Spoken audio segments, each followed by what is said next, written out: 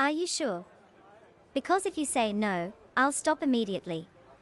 Hi everyone, this is my first story, my first video on a topic like this.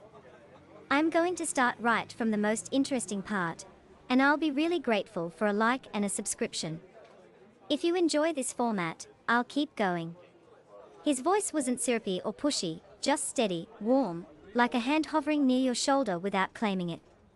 I was 20, standing barefoot on the cold tile of his kitchen, listening to the kettle calm down after the boil. The window had fogged up. Someone, maybe him, maybe a past guest, had once drawn a crooked smiley face with a finger, and now it looked like it was winking at me from another life. I could have laughed it off.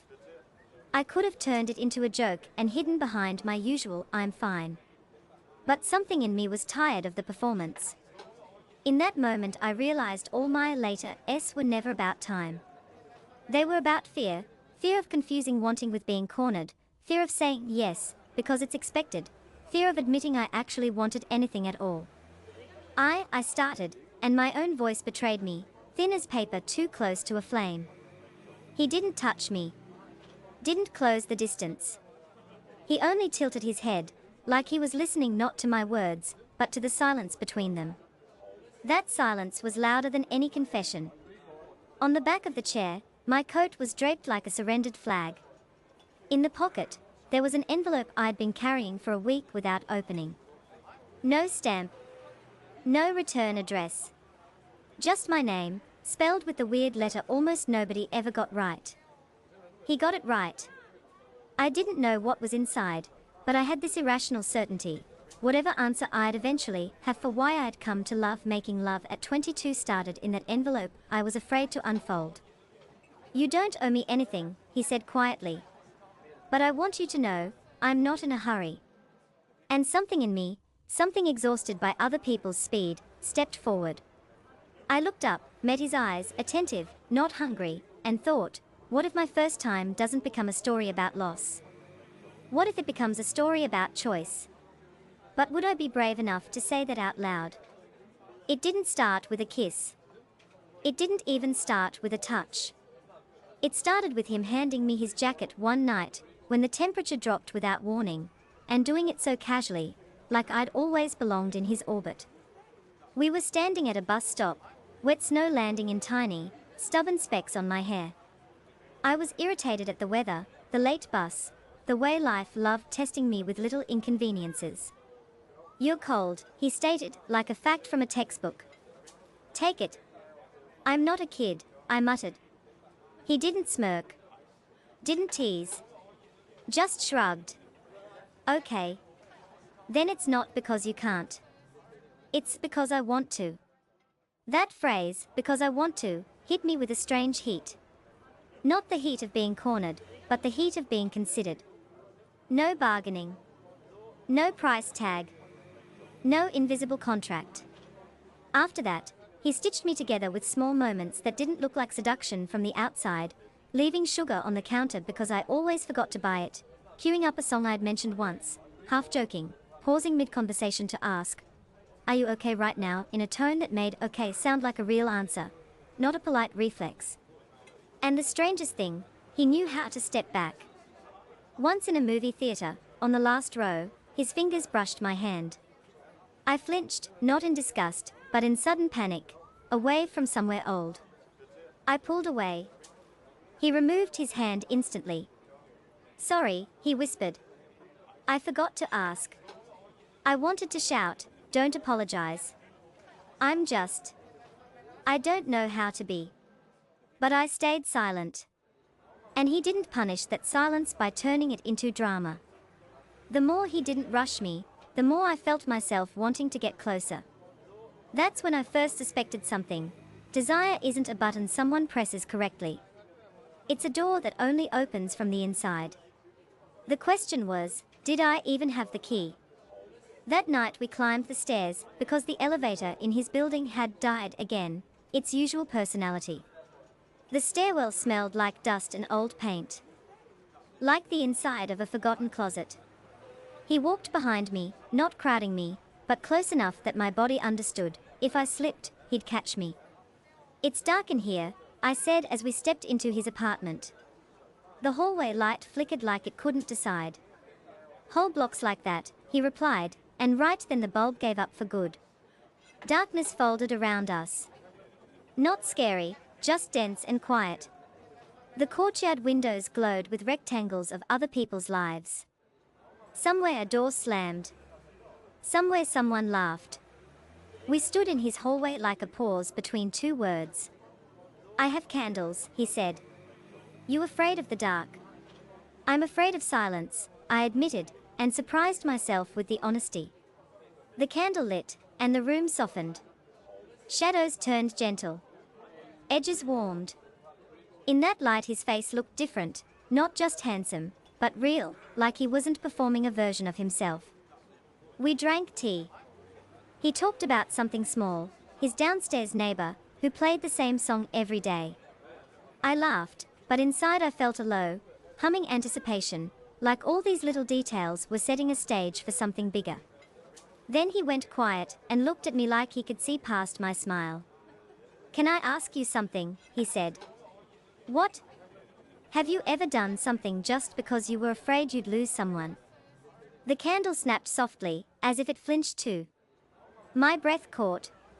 Because that question wasn't about someone.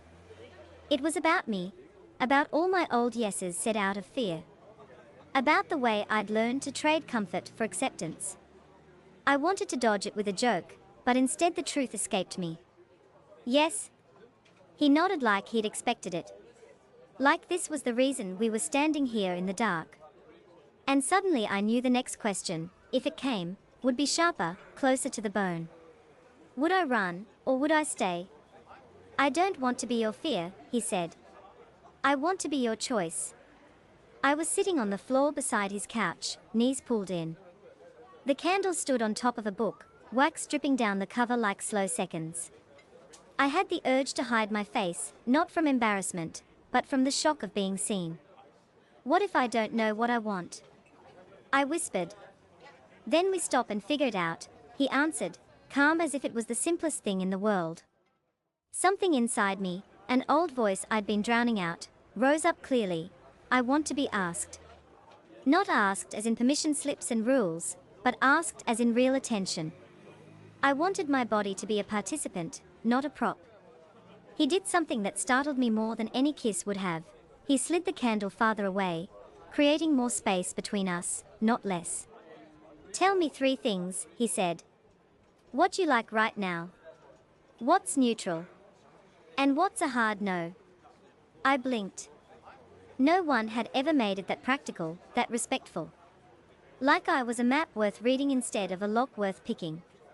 I like that you don't rush, I said, and felt my throat loosen. Neutral, silence. And hard no, being pushed. He nodded, then repeated it like he was saving it somewhere safe. Don't rush. Silence is okay. No pushing. And an insight hit me, clean and cold like water. I'd always thought the first time was about the body. But it was about something else entirely. About having the right to say no and still be loved, still be here. I watched his hands resting on his knees, open, still. He was giving me the strongest thing, control over my own pace. I exhaled, and my voice came out smaller than my courage. I want to try. And he didn't surge forward. He asked again, steady, grounding.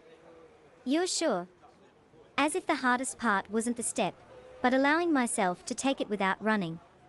We didn't jump off a cliff. We went downstairs, slowly, hand on the railing. A kiss came first, and it felt more like a question than an answer. I tasted tea on his lips and thought, absurdly, how simple things become turning points. His fingers brushed my cheek like I was glass just washed clean, transparent, delicate. I stopped us more than once. I laughed at the wrong moment. My breath sped up too fast. Every time, he leaned back a fraction and asked, okay, like it was a password that kept me inside myself. At some point I cried, quietly, not tragic, like a faucet left slightly open. He froze. Do we stop? He asked. No, I whispered. I just. I spent a long time thinking something was wrong with me. He didn't fix me with speeches. He didn't turn it into a performance. He only held me, as if that hold contained enough space for my fear to breathe. I won't describe the details. Not because I'm ashamed, but because what happened between our bodies was a language without words, and it belongs to us. What I can say is this: it didn't feel like a movie scene. It felt like coming home, after a long trip, and realizing the key was in your pocket the whole time. Later, near dawn, the sky outside the window went pale like a bruise fading. I noticed the envelope on his nightstand. My envelope. The one from my coat pocket. My heart kicked hard against my ribs. When did he move it? I reached for it, fingers trembling, and then stopped. The paper looked harmless, but it felt like a door to something I wasn't ready to name. Open it now. Or wait. I woke up to his voice in the kitchen, low and careful. I caught fragments. Yeah, she was asleep. No, it's okay. I just wanted to make sure. Jealousy and panic flared in me at the same time. Who was he talking to? Why now? I lay still, listening, and an old fear crawled back in. What if last night was yes for him and a trap for me? What if I'd just become a story he'd tell someone over coffee? He came into the room with a cup and immediately saw my eyes. "You're awake," he said. "Do you want water?" I didn't take the cup. "Who were you talking to?" He didn't flinch. Didn't get defensive. He sat on the edge of the bed, but not too close, like he was respecting the invisible line. "My sister," he said. "She's a therapist." He exhaled. I asked her how to support someone after their first time, because I was scared I'd do something stupid. It hit me like a sudden drop in temperature. He wasn't bragging. He was searching for a way not to hurt me. "You actually worried?" I asked, my voice smaller than I wanted. "Yes," he said simply. "Because you matter to me. And because moments like that can bring old things up." Then I grabbed the envelope from the nightstand. He noticed and tensed, just slightly. "You don't have to read it," he said quickly. "I wrote it before last night. In case you wanted an exit without having to find the right words. Sometimes words get stuck." "An exit?" I repeated. "A choice," he corrected. "There's a phrase in there. If you say it, I stop, and we go for a walk. No questions. No guilt." My throat tightened.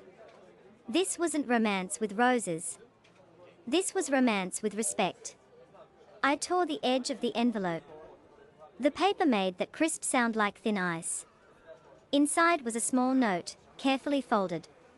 "If you get scared, knock 3 times, and I'll give you the night back without any debt." Without any debt. I read it again. And realized I'd been living as if love was always alone. I looked up at him, and my chest warmed with something cautious but real. Could I learn to stop counting what I owe, and start believing I'm allowed to choose? The weeks after weren't about more or hotter. They were about truer. I practiced saying out loud, "I like that." Slower. "I'm tired. I just want to be held." And I kept being shocked by how few disasters happen when you don't play mind-reading games. One evening we walked after work. The city was sticky with summer heat, asphalt steaming. I said, half to myself, I thought after my first time I'd feel either victory or shame. But I feel calm. He smiled. "That's the best thing you can feel. But why do people make it either tragedy or a trophy?" I asked. "Why does everyone either brag or go silent?" He thought for a moment, then said, "Because a lot of people confuse intimacy with proof. Proof that you're chosen. Proof you're enough. Proof you're normal. But intimacy isn't proof. It's a conversation."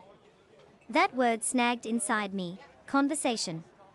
I saw myself from the side, how I'd tried to be easy about everything, even my own desire. How I'd believed that if I asked for something different, Love would leave. Then a twist I didn't expect. Sometimes I wanted closeness most when I was sad or anxious, like my body was reaching for warmth, as a quick mute button on fear. It scared me. I told him in the kitchen while we were cutting tomatoes, the knife tapping the board like a nervous metronome. What if I'm using it as an escape? I asked, staring at the blade instead of his eyes. He placed his hand on the table, not on me, just near me. It's normal for the body to look for comfort, he said. The question isn't whether it's escape. The question is, can we name what we are escaping from first? Name it.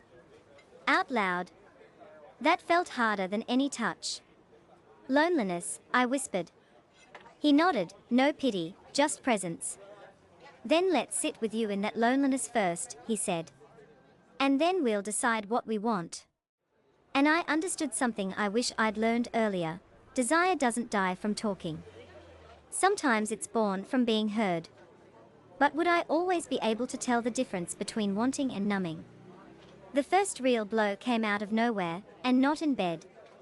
It happened under the cold store lights when I saw him smile at the cashier, just polite, just thanks.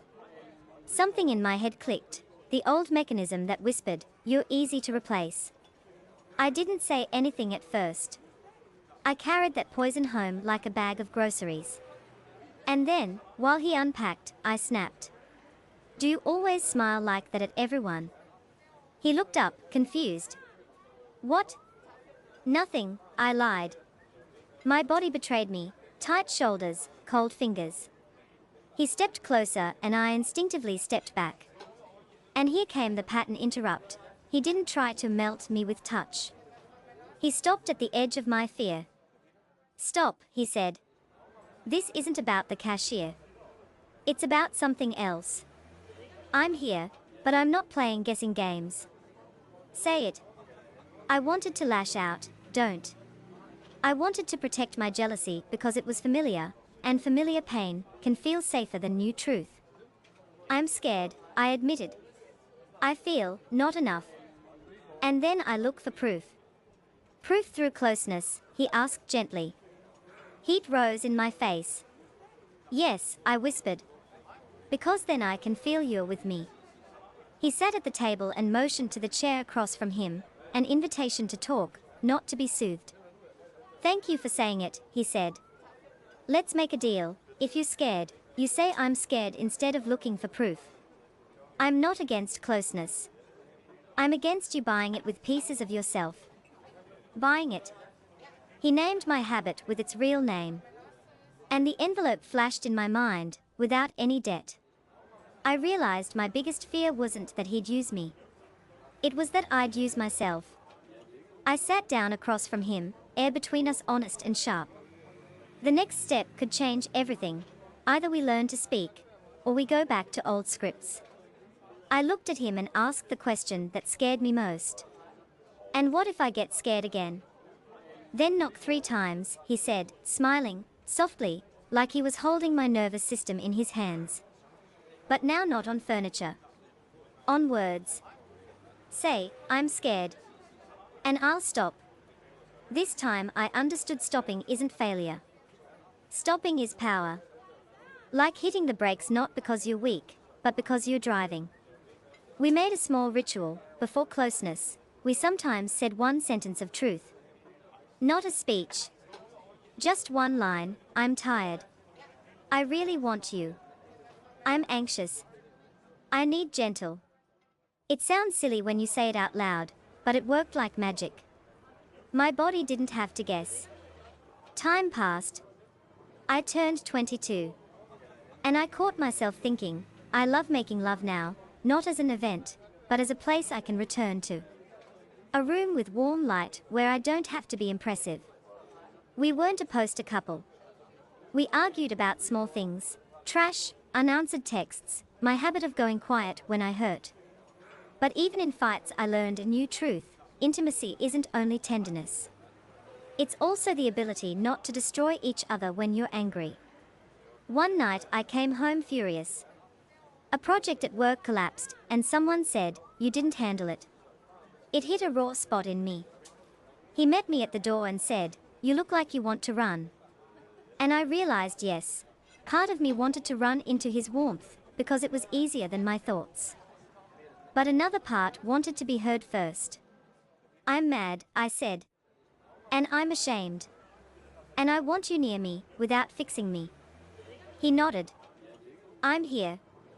We sat on the kitchen floor, bright overhead light, no candle this time. He listened. I talked in broken pieces.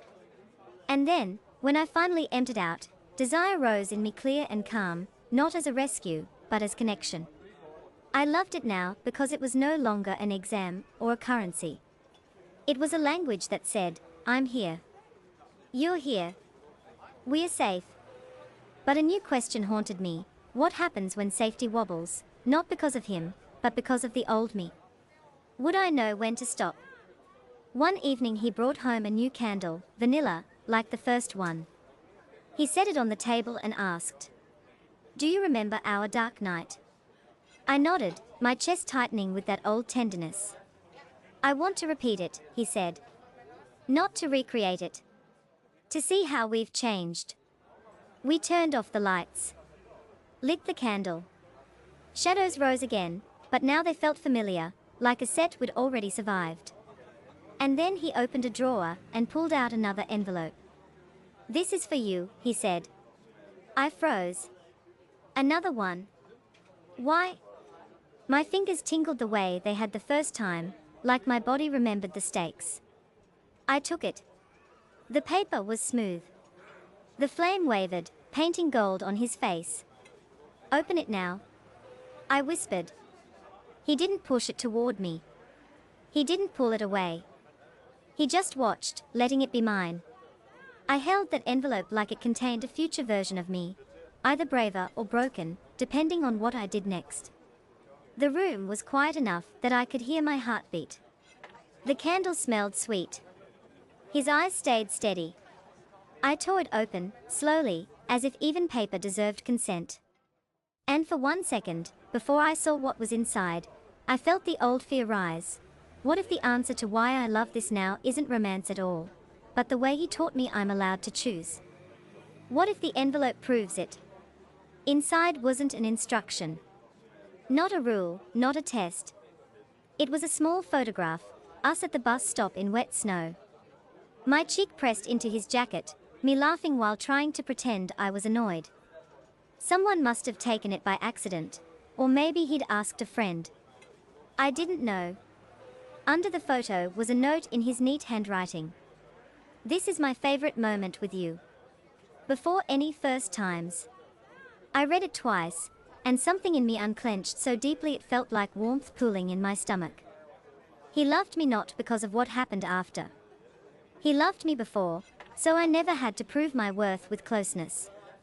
"You did this so I'd know," I started, my voice catching.